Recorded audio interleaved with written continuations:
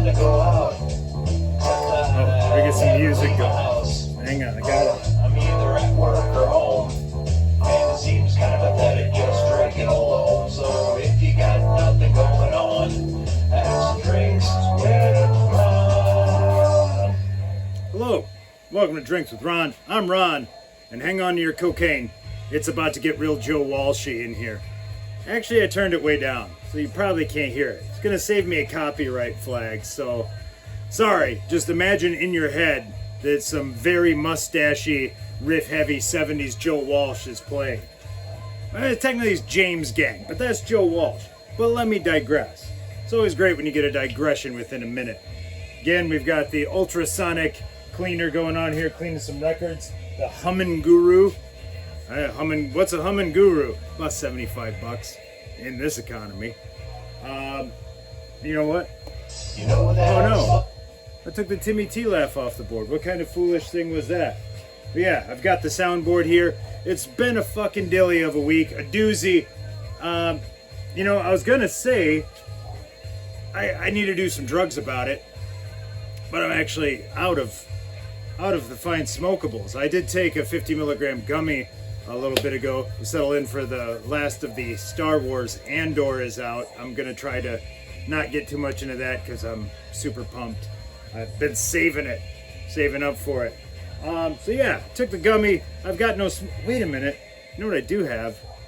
Over here, there's a what I like to call a roach jar. And you know what? Let's fucking do that. Let's raid the.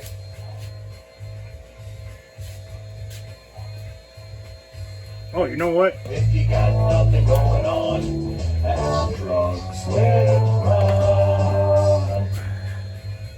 You know what? I don't think it's gonna go. Let's fail. Sad. Very plugged up. Need to open it up. I'm wasting a whole bunch of time trying to get my fine recycled smokable smoking. This is not optimal. This is a bad show. I've done a bad job and I should feel bad. But I don't. I don't at all.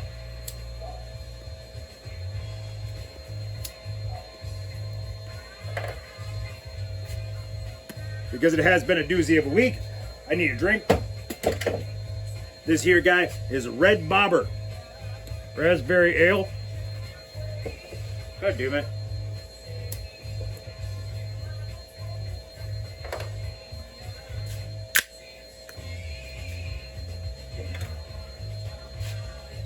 It's out of Appleton, Wisconsin. I was up there last weekend.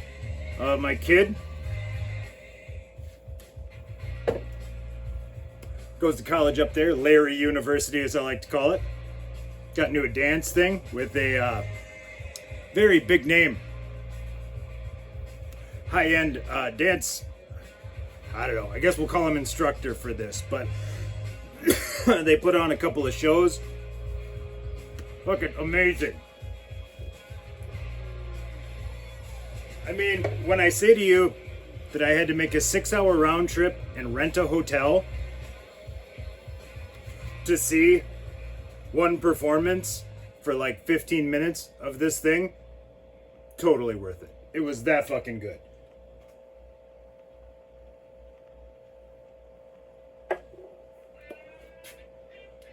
But as Funk 49 quietly comes on, hopefully so quiet you can't hear it, yeah, this is the Red Bobber. You'll notice there is no red coloring. Their flagship beer is actually a Blue Bobber, which is an ale with blueberry flavor. Oh, this one's red, so raspberry. But I figured we'd have some coloring, so it's probably just an artificial raspberry flavoring. I'm not gonna get uppity about that. It's how it works. Very good beer. And as I pointed out on one of my podcasts, to be determined. So if you like the dumb shit I do, and God help you if you do, and you want more of it, well, I've got a whole podcast network called the Half-Ass Podcast Network where I do multiple pods. Some of them I'm on, some of them I'm not. Most of them I produce, one of them I don't. But it's this kind of jackassery. So if you like it, go check it out. But I said on Tubi, this is kind of a clone of a beer out of Davenport, Iowa called Cherry Bomb Blonde.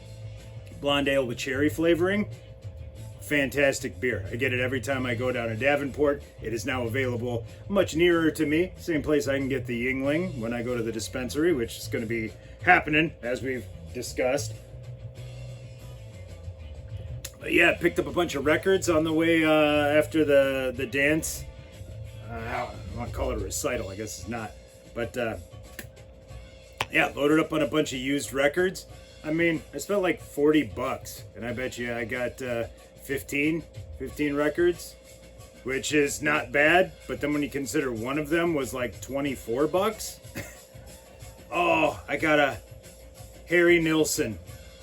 Pussycats. If you're not familiar, I'm a huge Harry Nilsson fan, and that isn't actually an album he did with John Lennon. So I did not have it in my Nilsson collection. Found it blue and purple vinyl. Like, oh yeah, I got it. I tell you, I have a little bit. You know what? It's not on there anymore. I'm saying I was gonna hit the Perv Alert. I have got kind of a colored vinyl fetish, but I took Perv Alert off the board too because it's kind of weak. It's been. You know what? Grievances. I'm gonna file some fucking grievances. We bought a car last month. When I say last month, I mean haven't even made the first car payment yet. Now this place we went to buy the car, not a fan of this place. We test drove a couple of cars, test drove one car, and it had a grinding in the front end. Every time you tap, not even tap, hit the brakes, front passenger side had a grind. That can happen. Sometimes you brake hard a few times, there's some rust or some buildup. You brake hard, it goes away. I broke hard, I broke soft, it didn't go away. It was actually maybe getting more pronounced. Not a major deal, but I'm not spending $14,000 on a car that comes with a fucking grind in the front end. So I pulled over, checked it out. Actually, the driver's side, the rotor, huge fucking groove worn in the rotor. Like you could feel it. Run your finger over it. Like, that's not good. Right in the middle, big fucker. So I took it back and basically said, well, there's a grinding when you hit the brakes and the rotors are bad. You guys not only inspected this a few months back, but you just put new tires on 2 days ago. So you had it up on the rack, lifted up at eye level with the rotors right here. You took the tires off. I get maybe they're just changing tires. Maybe they're not looking. But it should have been caught in the inspection. Like, what are we doing here? So they call me a day or so later. He's like, well, we'll have to get the garage guy to go with me. And so he calls and he says, yeah, we did go, we did drive that and we did hear that, but it's pretty quiet. It's pretty quiet? You are selling me a car with an audible grind in the front end, and your excuse is, it's not a very big grind. Oh, yes. And my experience with cars tells me that a grind like that progressively gets less and goes away as you drive. It doesn't get worse. So I said, well, number one, I'm not gonna spend $14,000 on a car that's got a grind. Like, that's gonna need to be fixed. So, and the rotors. And he said, yeah, well, we talked about that. So, yeah, we can totally get that fixed for you. I was like, cool. All right, yeah, replace those rotors. Maybe that's your grind on the right side. I don't know. I didn't even. Yeah, no, we'll replace that. Once we get a bill of sale from you, we'll go ahead and order those parts. So again, they wanted me to commit and sign a paper spending $14,000. And once I did that, then they would order $40 worth of parts and have them put on. And I know they're $40 because I Googled them and I told this guy. I said, dude, they're $40. We're talking about $40 worth of parts here. You guys can do the labor. It doesn't add to your bottom line. I said, and if I don't buy it, you still got to fix the rotors. Absolute silence from this fucking guy. He didn't say anything for 7 seconds. And I said, well, dude, the rotors are bad. If you don't replace the rotors, then your brake pads are going to be bad. So you're going to sell this car to somebody who's going to come back in 3 months super pissed that their brakes are already bad. And you're going to say what you keep telling me. Well, the inspection says this many millimeters. That's great. I'm glad you have an inspection and there's numbers. I touched it with my finger, okay? So I don't know what number that was, but there's a big fucking groove that I could feel. So they're bad. And I Google AI'd, And I talked to mechanics and I said, hey, if you had a rotor with a big groove in there that somebody brought in, what would you tell them? The recommendation from every single one, including Google's shitty AI, which should not be trusted in any circumstance, said recommend that be replaced because it'll fuck up your brake pads and then you'll have more problems, as well as limit your braking. Oh, really? Oh, okay, so you're not going to fix it even though your inspection says you passed, but you now know that you know what? Grievances. Like, great, it passed inspection, but you now know they're bad? You've been told, I told you, you can go out and touch them if you want to touch them. I know you're not gonna because you don't want to know that they're bad, but you know that they're bad, so fucking fix them. So after this, I basically got off the phone and told my wife, these people are fucking crooks. They know there's a problem. They've been alerted to the problem. It's $40. They won't fix it until we buy it. Like, okay, so then I've bought it. Now I have to assume that you're going to fix it and fix it correctly? But you couldn't diagnose it when you did the inspection, so now I have to trust you to fix the thing you couldn't figure out was wrong in the first place. I said, we're not buying anything from these guys. Well, she really wanted a fucking car, so we ended up buying one from those guys. Long story short, the air conditioner doesn't work. Oh, but I've got the little sheet with the inspection. Any air conditioner issue? No. So we called them up and they're like, well, you know, we'll cover half of it since it's in the first month. I said, half? Motherfucker, it's blowing, not even blowing cool, it's blowing hot air. The air is hot. So I went in yesterday, took the inspection sheet, put it on the counter, and I said, I want you to tell me exactly what inspection happens, exactly what they do when they mark no to air conditioner problems.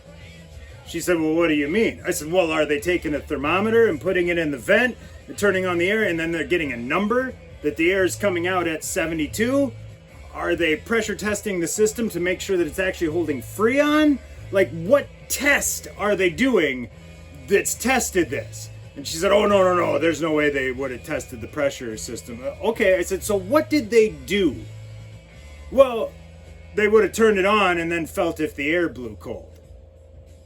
I said, oh, so you're telling me that the air blew out cold when they checked on this in December?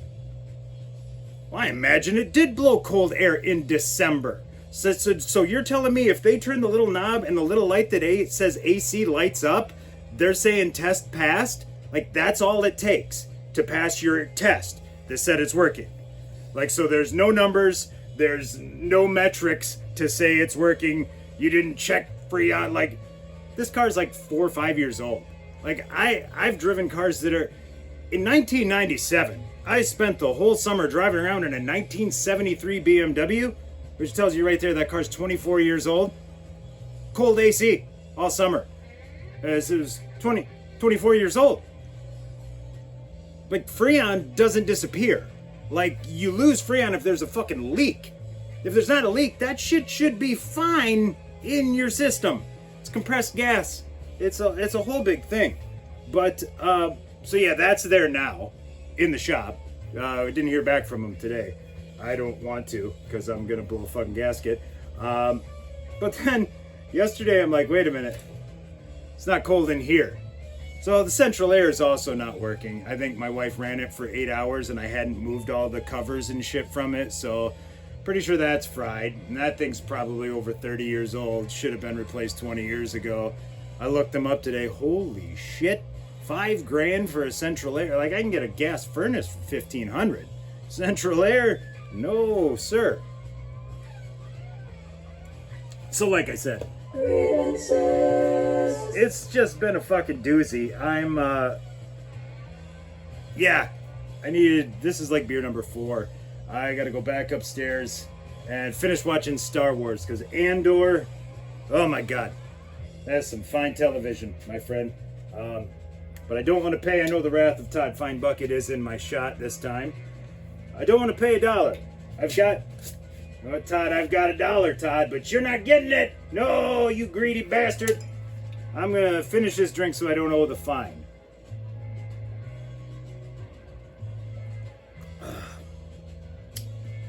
All right, one more shot. Here we go.